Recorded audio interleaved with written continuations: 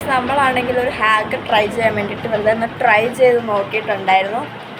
അപ്പോൾ ഇതാണ് ആ ഹാക്ക്. മറ്റേ ഇതിൽ നിന്ന് ഇങ്ങനെ ഊരിയെടുത്തിട്ട് തിരിച്ച് വെക്കുവാണെങ്കിൽ അടുത്ത് നമുക്ക് യൂസ് ചെയ്യാൻ പറ്റുമെന്നുണ്ടായിരുന്നു ആ ഒരു ഹാക്ക്.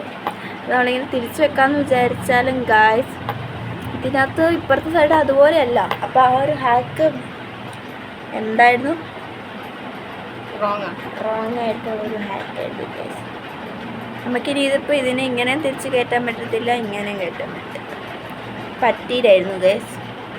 ആണെങ്കിൽ നമുക്കിത് മുറിച്ച് വയ്ക്കാം. മുറിച്ചിട്ട് വല്ലതും വെക്കാം, അല്ലാതെ പറ്റത്തില്ല, പിന്നെ കയറ്റാനേ പറ്റത്തില്ല. അപ്പോൾ ഇതിൻ്റെ പുറകിൽ പക്ഷേ മഷി ഉണ്ടോയെന്ന് ചോദിച്ചിട്ടുണ്ടെങ്കിൽ നമുക്ക് ട്രൈ ചെയ്യാം.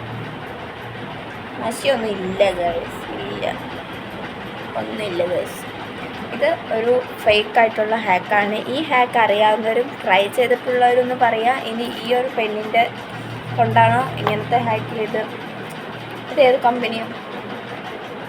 കമ്പനിയുടെ പേര് ഡാക്സ്ലർ. അതന്നെ ആ സംഭവത്തിൻ്റെ ആണ് ഗേൾസ്. നമ്മൾ ട്രൈ ചെയ്തു, പക്ഷെ ഇത് കിട്ടില്ല. സോ നമുക്കിതിനെ ഇങ്ങനെ തന്നെ അടിച്ചേക്കാം. ഇതെൻ്റെ സാധനമല്ല, വെല്ലവൻ്റെ സാധനമാണ്. അതെടുത്ത് ചെയ്ത ഞാൻ ഒരു മണി. അപ്പം അത്രേ ഉള്ളൂ ഗായ്സ്. വീഡിയോ ഇഷ്ടപ്പെട്ടാൽ ലൈക്ക് ചെയ്യുക, സബ്സ്ക്രൈബ് ചെയ്യാം. Bye bye. എൻ്റെ കൂടെയുള്ളത് മേതു ബിൽബൻ. ഓക്കെ ഗായ്സ്, അപ്പോൾ നമുക്ക് വീട്ടിൽ കാണാം.